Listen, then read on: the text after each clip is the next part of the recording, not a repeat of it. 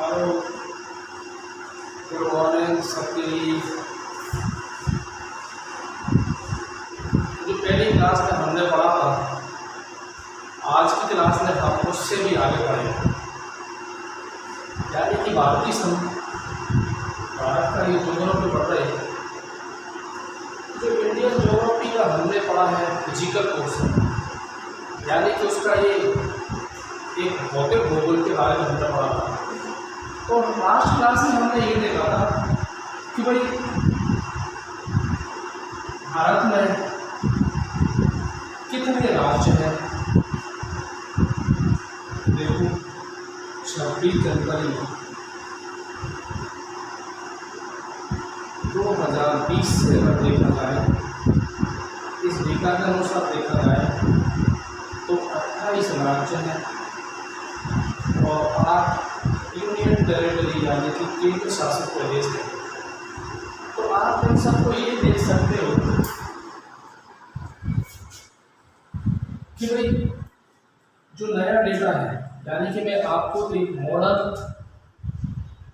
Geography पढ़ा रहा हूँ, यानी कि जो अभी कुछ संशोधित हुए हैं चीज़ें, उनके बारे में मैंने आपको पढ़ाया था। 28 राज्य और 8 केंद्र शासित प्रदेश। अब अगर हम भारत को देखें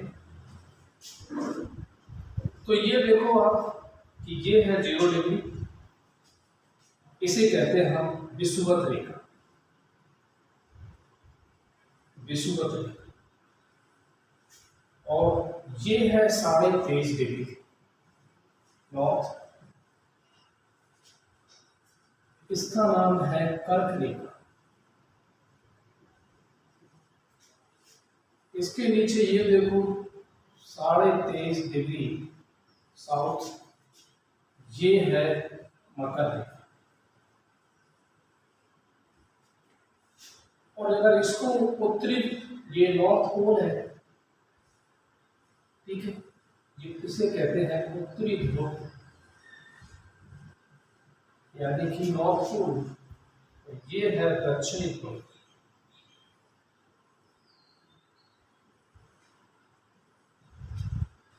अगर इन दोनों को मिलाया जाए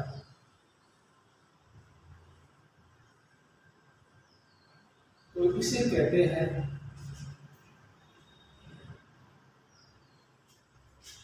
यानी कि हमारी ग्रीनविच रेखा है, ये है ग्रीनविच रेखा। ग्रीनविच रेखा यानी कि ये दोनों को, उत्तरी ध्रुव और दक्षिणी ध्रुव को बीच में क्या करती है, जोड़ती है, इसे कहते हैं ग्रीनविच रेखा। अब जो भारत की जो पोजीशन है, भारत उत्तरी गोलार्ध में स्थित है। आप एक छोटा सा मैप बनाया जाए तो आप ऐसे देख सकते हो कि भारत यहाँ मौजूद है, ठीक है। तो भारत कहाँ स्थित है, उत्तरी गोलार्ध में। कुछ पॉइंट है, इनको आपको अच्छे से याद रखना है। भारत किस में है, उत्तरी गोलार्ध में स्थित है। यानी कि ये 0 डिग्री से ऊपर का हिस्सा इसे कहते हैं उत्तरी गोलार्ध, और 0 डिग्री से नीचे के हिस्से को कहते हैं हम दक्षिणी गोलार्ध। जो उत्तरी गोलार्ध और दक्षिणी गोलार्ध ये दोनों हैं, लेकिन उत्तरी गोलार्ध में स्थित है भारत। भारत कौन से कटिबंध में है, तो देखो उपोष्ण और उष्ण कटिबंध में स्थित है।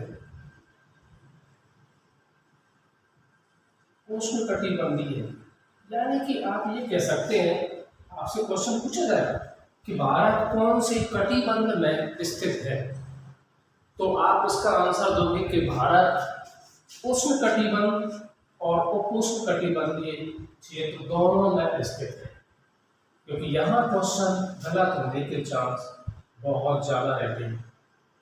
क्लियर है। फिर आप ये देखो, चलो ये तो हमने मान लिया भाई, कितना माना जाता है।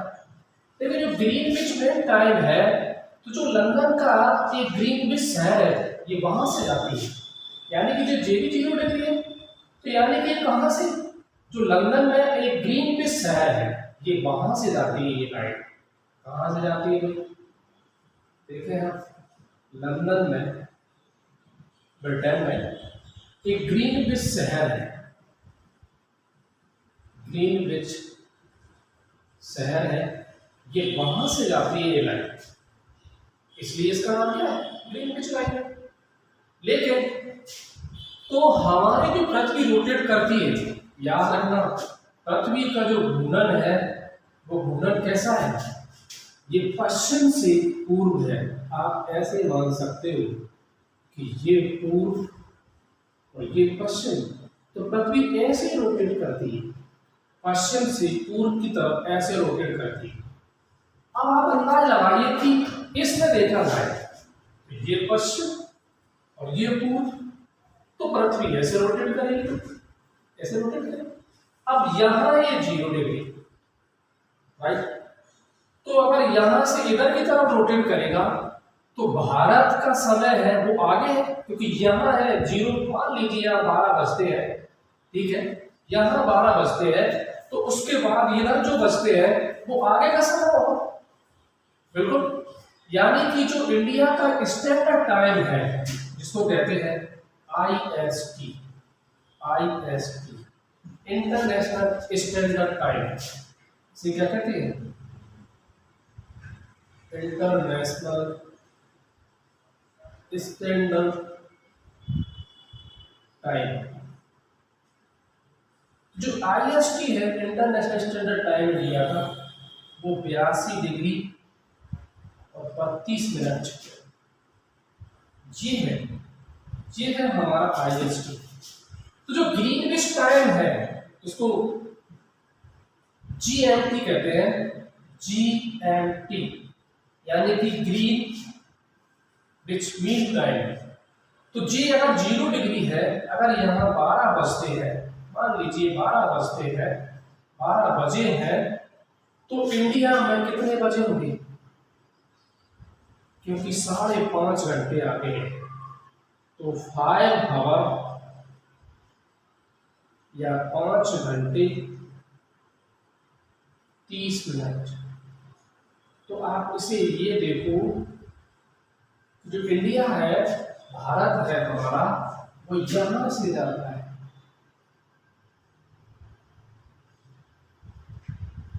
ऐसे जाता है। तो आप ये क्या है? ये IST है, इंटरनेशनल स्टैंडर्ड है। जो भारत का कितना है? ये 82.5 डिग्री है। कितना है? 82 डिग्री और लगभग 32 मिनट, इतना है। अब आपसे ये पूछ लिया जाए कि भाई ये कितने राज्यों से होकर जाता है, तो फिर आप क्या कहोगे कि भाई उत्तर प्रदेश यानी कि यूपी के बाद में देखो MP के बाद देखो आप छत्तीसगढ़, ठीक है, छत्तीसगढ़ यानी कि मध्य प्रदेश के बाद छत्तीसगढ़, और छत्तीसगढ़ के बाद आप देखो तो उड़ीसा, और उड़ीसा, ठीक है, और उड़ीसा के बाद आंध्र प्रदेश। यानी कि जो हमारा इंटरनेशनल टाइम है, ठीक है, इंटरनेशनल स्टैंडर्ड टाइम है, वो 5 राज्यों से होके जाता है। कितने राज्यों से होके जाता है?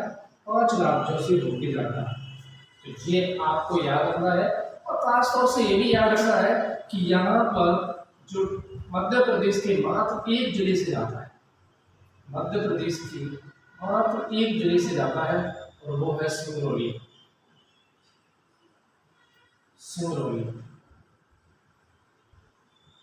ये भी आपको याद रखना है, ठीक है। तो 5.5 घंटे आगे है, यानी कि आप यहां से इधर की तरफ जा रहे हैं तो आगे तो जा रहा है, अगर यहां से जा रहे हो तो आगे जा रहे हैं, तो यहाँ अगर 12 बजते हैं तो आप आगे की तरफ जा रहे हैं। तो यानी कि पृथ्वी पश्चिम से पूर्व की तरफ घूमती है, ना कि पूर्व से पश्चिम की तरफ। याद रखना इस चीज को, क्योंकि यहाँ क्वेश्चन गलत होने के चांस बहुत ज्यादा रहते हैं। इसके अलावा देखो, अगर आपसे ये कहा जाए, क्या कहा जाए कि बताइए भारत का दूरस्थ दक्षिणतम बिंदु कौन सा है, यानी कि दूरस्थ दक्षिणतम बिंदु कौन सा है, तो आपको पता होगा कि यहाँ उत्तरी अंडमान, मध्य अंडमान, लिटिल अंडमान, कार निकोबार और ग्रेट निकोबार के नीचे स्थित है और इसका नाम है Indira point. Indira point, Indira point को हम पार्सन पॉइंट भी कहते हैं, इसे हम पार्सन पॉइंट भी कहा जाता है। इसके अलावा इसे पिगमेलियन पॉइंट भी कहते हैं, पिगमेलियन पॉइंट भी कहा जाता है। लेकिन क्वेश्चन देखना, अगर आपसे ये पूछा जाता है कि भाई इंडिया का सबसे दूरस्थ बिंदु कौन सा है, तो इंदिरा पॉइंट है। लेकिन अगर आपसे ये पूछा जाए कि हमारी पृथ्वी का सबसे, यानी कि जो पृथ्वी, इसका सबसे दूरस्थ यानी कि दक्षिणतम बिंदु कौन सा है, तो इसका आंसर होगा कन्याकुमारी। इसका आंसर क्या हो गया? कन्याकुमारी। याद रखना ये, तो क्वेश्चन में अंतर हो सकता है, ठीक है। ये हमारा पृथ्वी का सबसे दक्षिणतम बिंदु है, तो वो है कन्याकुमारी, ठीक है। और अगर सबसे ज्यादा दूरस्थ बिंदु पूछा जाए तो वो है इंदिरा पॉइंट, ठीक है। क्लियर है? इसे याद रखना है आपको। अगर आपसे क्वेश्चन पूछा जाए सबसे दक्षिणतम राज्य कौन सा है, तो याद रखना तमिलनाडु। क्वेश्चन ऐसे बनते, यानी कि भारत का सबसे दक्षिणतम राज्य कौन सा है, तो वो है तमिलनाडु। भारत का सबसे उत्तरी राज्य कौन सा है, ध्यान से देखना, भारत का सबसे उत्तरी राज्य कौन सा है, तो वो है हिमाचल, हिमाचल प्रदेश। यानी कि भारत का सबसे उत्तरी राज्य कौन सा है, हिमाचल प्रदेश।